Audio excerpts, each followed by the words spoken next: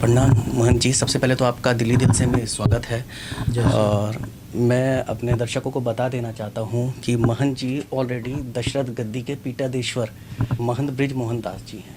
तो आज इनसे जो हम सवाल जवाब करने वाले हैं, आप लोगों ने सभी ने देखा होगा, अभी एक हिंसा हुई थी जो नूह में हुई थी। किस प्रकार से वहाँ पर हिंदुओं के ऊपर जो आक्रमण हुआ है, वहाँ पर चारों तरफ से जो पहाड़ियों से कहीं गोलियाँ चली, कहीं पत्थर चले, तो उस विषय पर गुरुजी का क्या कहना है मैं जानता हूँ। देखिए, जो वहाँ पे घटना हुई ये बहुत निंदनीय घटना है। किसी भी धार्मिक कार्यक्रम के ऊपर जो शोभा यात्रा जा रही थी, जो कलश यात्रा जा रही थी, उस पर एक षड्यंत्र के तहत होकर और हिंदुओं को प्रताड़ित करने का जो कार्य किया गया, यह बहुत निंदनीय है।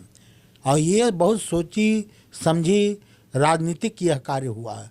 तो मैं ये बताना चाहता हूँ कि मैं हरियाणा सरकार से, अयोध्या संत समाज मांग करना चाहता है कि ऐसे कुकृत्य करने वाले अपराधियों को चिन्हित करके और उन्हें गिरफ्तार करके जेल की कोठरी में डाला जाए, क्योंकि जब उनके साथ ऐसा कार्य होगा तभी इस तरह की घटनाएं नहीं होंगी। नहीं तो इनके मंसूबे बढ़ते जाएंगे और आए दिन यह इस तरह का कुकृत्य करते रहेंगे। किसी भी धर्म पर इस तरह का कुठाराघात करना सीधे सीधे समाज को तोड़ने का कार्य किया जा रहा है।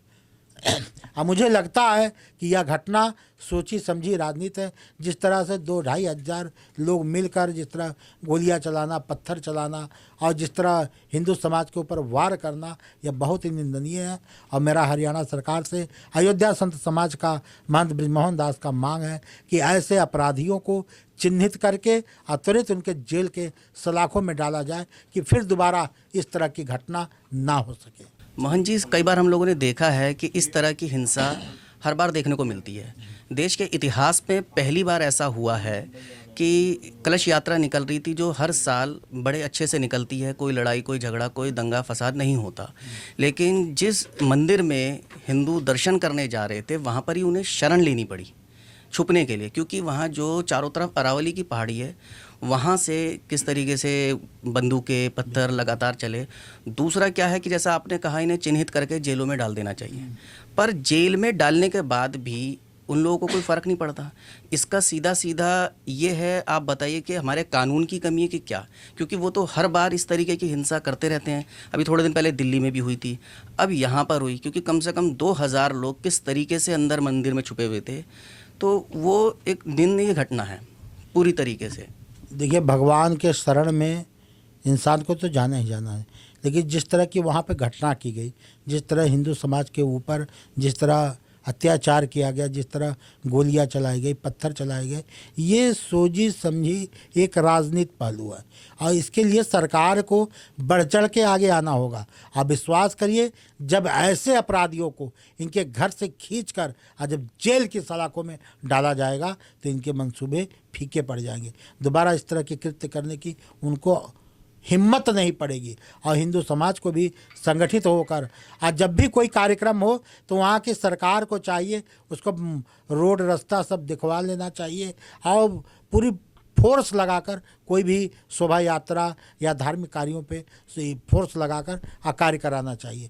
क्योंकि अगर इस तरह नहीं किया जाएगा तो समाज में आए दिन अपराध की प्रवृत्तियां बढ़ती जाएगी और अपराधी खुलेआम घूमेंगे। तो हरियाणा सरकार भाजपा की सरकार है, अब मेरा पूर्ण विश्वास है, हम संतों की मांग है कि बहुत उचित कार्रवाई करें और ऐसे अपराधियों को घसीटते हुए जेल की सलाखों में डालकर उनके ऊपर कठोर से कठोर सजा निर्धारित की जाए कि दोबारा इस तरह का कृत्य करने से पहले वो कांप उठे।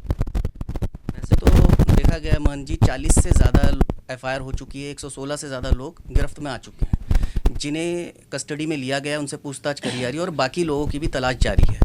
लेकिन क्या आपको लगता नहीं, जितना वहाँ पर जो गरीब लोगों ने अपनी गाड़ी कमाई से कोई रोजी रोजगार खोल रखा था, जला दिया, रेस्टोरेंट जला दिए, रेहड़ी पटरी, तो जितने भी ये उपद्रवी है, इनसे ही इसकी क्यों ना मांग पूरी करी जाए? जितना वहाँ नुकसान हुआ है, बिल्कुल ऐसे लोगों को मैंने बताया चिन्हित करके और फिर उनकी संपत्तियों को सीज किया जाए और उन पैसों से जिनका नुकसान हुआ उसकी पूर्ति की जाए। जब उनको चिन्हित करके जब उनकी संपत्तियों से ये पैसा दिया जाएगा तो मुझे लगता है ये अपराधी फिर ऐसा कृत्य नहीं करेंगे। तो इस नियम का पालन होना चाहिए और सरकार से मेरी पूरी मांग है कि इन अपराधियों को चिन्हित करके इनकी संपत्तियों को जब्त करके उन गरीबों को, उन असहायों को, उन निर्दोष लोगों को जिनके ऊपर गोलियां चलाई गई, पत्थर चलाए गए, जिनका काफ़ी नुकसान किया गया, उसकी पूर्ति की जाए, उनकी अच्छी धनराशि दी जाए और इन अपराधियों को सरेआम इनको जूतों चप्पलों और डंडों से मारते हुए ले जाकर जेल की सलाखों में बंद किया जाए, इनकी संपत्तियों को जब्त करना चाहिए। लेकिन अभी जिस तरीके से वहाँ पर पुलिस सबों को अरेस्ट करने में लगी है, जेल में तो डालेगी, लेकिन फिर दोबारा ये लोग पूरी तरीके से आ जाते हैं, ना पता है कि हमारी जमानत हो जाएगी, फिर इस तरीके। क्या आपको लगता नहीं कि ये योगी बाबा की तरह ही यहाँ पर होना चाहिए तुरंत एक्शन? बिल्कुल बिल्कुल एक्शन तुरंत होना चाहिए। अब मुझे लगता है कि ये होगा, सरकारें ऐसी करेगी क्योंकि भाजपा की सरकार है और खासकर हमारे यशस्वी प्रधानमंत्री श्री नरेंद्र मोदी जी की भी निगाह यहाँ पे है। तो ये जो पकड़े जाएंगे उन पर बहुत उचित कार्रवाई होगी। जिस तरह आप देख भी रहे हैं कि तमाम लोग पकड़े जा रहे हैं, चिन्हित किए जा रहे हैं, तो ऐसा नहीं कोई बच पाएगा। अपराधी कितना भी सयाना क्यों ना हो, मगर सरकार की निगाह, प्रशासन की निगाह उनके ऊपर रहती है और वो पकड़े जाएंगे, उनको कठोर से कठोर सज़ा दी जाएगी। इसके साथ साथ सरकार से एक और निवेदन है कि इन अपराधियों की संपत्तियों को जब्त करके आज जो पीड़ित हैं उनकी भरपाई की जाए।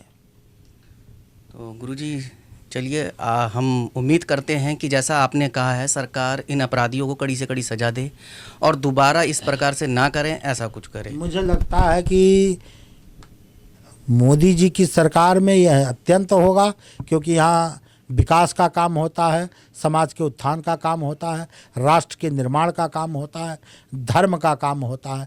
तो धर्म पे कुठाराघात करने वाले बिल्कुल नहीं बचेंगे और ये जेल की सलाखों में जाएंगे, इनकी संपत्तियां जब्त होगी और जो परेशान हैं, जो सताए गए हैं, उसकी पूर्ति की जाएगी। उम्मीद करते हैं महंत जी हम कि डबल इंजन की सरकार है, यहाँ पर भाजपा की सरकार है, खट्टर साहब की।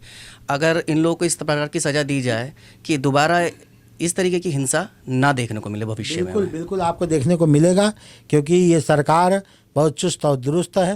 ये तमाम ऐसे विषयों पर विशेष ध्यान रखते हैं। हमारे उत्तर प्रदेश में यशस्वी मुख्यमंत्री योगी जी की नेतृत्व में आप देख सकते हैं, उत्तर प्रदेश में परिंदा भी पर नहीं मारता है। जो भी अपराधी अपराध करता है उसको उसी की भाषा में जवाब दिया जाता है। हरियाणा सरकार भी यही काम करे, अपराधियों को उनकी भाषा में जवाब दे। जब उनकी भाषा में उनको जवाब मिलेगा तो वह इस तरह का कृत्य करना बंद कर देंगे। चलिए महंत जी, हम उम्मीद करते हैं कि खट्टर सरकार इन अपराधियों को जल्द से जल्द पकड़कर कड़ी से कड़ी सजा दे, ताकि दोबारा इस प्रकार की कोई भी हिंसा देखने को प्रदेश में ना मिले। धन्यवाद।